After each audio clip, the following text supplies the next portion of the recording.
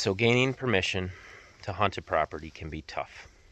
It can be downright frustrating. But in this video, I want to share a tactic that I know will increase your odds at a yes for gaining permission to hunt different properties. Now, it's not going to work every time, but I know this will absolutely increase your odds and get you access to more hunting properties.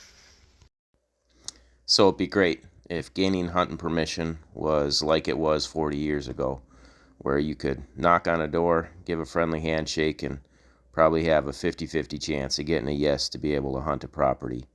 But the reality is it's just not like it used to be. Fact of the matter is land prices have gone up, hunting pressure has increased with it, property sizes have gotten smaller, so therefore it has gotten much tougher to gain access to private properties. So if you want to gain access to private properties, you need to be able to set yourself apart from the average Joe that's just going door to door and trying to get a yes.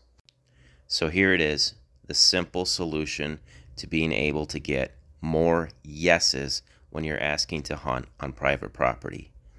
Invest in the land with them. Now, what do I mean by that? This is what I mean. Get to work right along with that landowner. There is a ton of sweat equity involved trying to build up and manage a hunting property to make it ideal for deer. Don't just offer to be a trigger man, but be willing to get your hands dirty and leave that property better than you found it.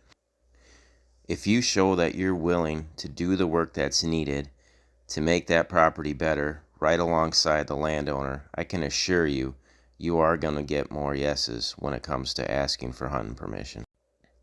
Another thing to keep in mind is that a lot of times these guys have had to hustle for years to be able to save to buy this piece of dirt that they can call their own. They've had to sacrifice their time and their money so that they could have their own little slice of heaven. Acknowledge that they've had to work hard to get to where they're at and be willing to show that landowner that you will work hard right alongside them to make this property even better. There are countless things that you can do to help the landowner when it comes to managing their land. You can help them cut in trails. You can help them cut in shooting lanes. You can help them manage invasive species on their property. You can help them plant food plots. You can help build deer stands with them. You can tell them that you'd be willing to actually invest in and purchase some deer stands that they can have and just leave them on their property. If you follow a page like mine, you can show them how they can build up their habitat through timber stand improvement, through logging, through bedding cuts, through edge feathering, through old field management, through tree plantings, like I mentioned, through invasive species control. There are tons and tons of things that you can do to help this landowner make their property even better.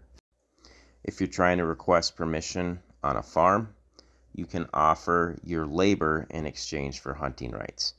Every farmer gets really busy in the spring and in the fall, so if you're willing to trade, some time in the tractor, either during planting season or hauling loads during harvest season, that can go a long ways towards getting you a yes to actually be able to hunt on their farm.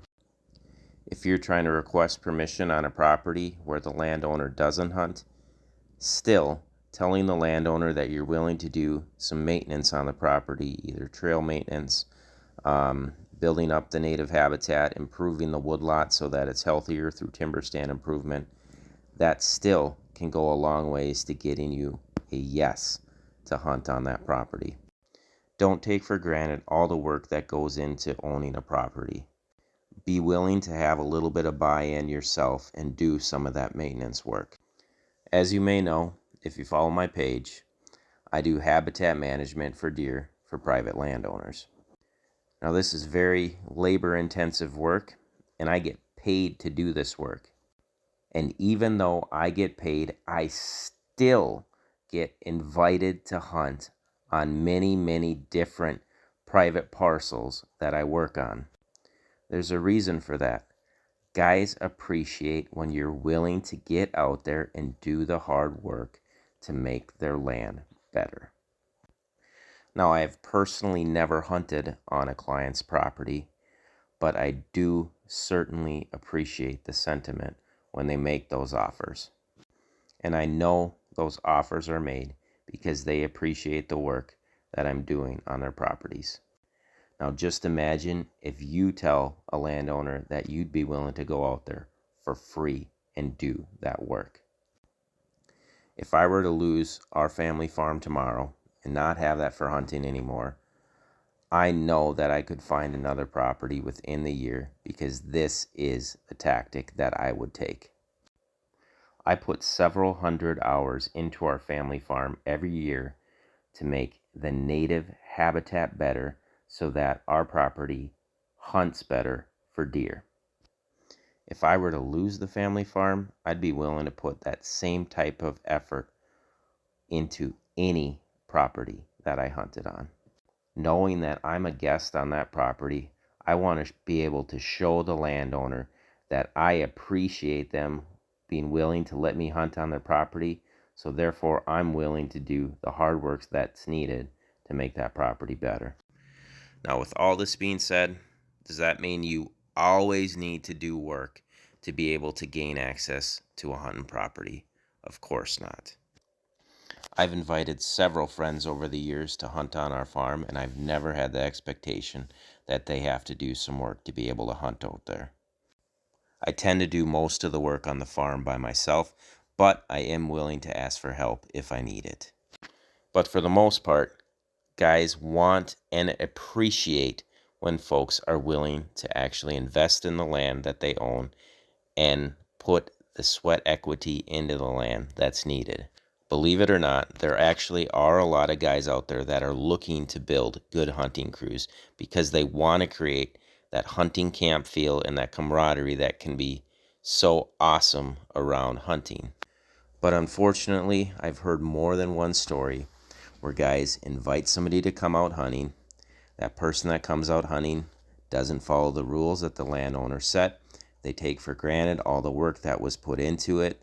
Maybe prior to hunting, the landowner asked more than once for them to come out and help with things, and there was always an excuse why that person couldn't come out. But yet, when opening day shows up, that person is there, ready and willing to be a trigger man.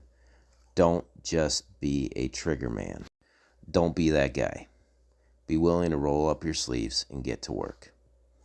All right, you all take care. God bless.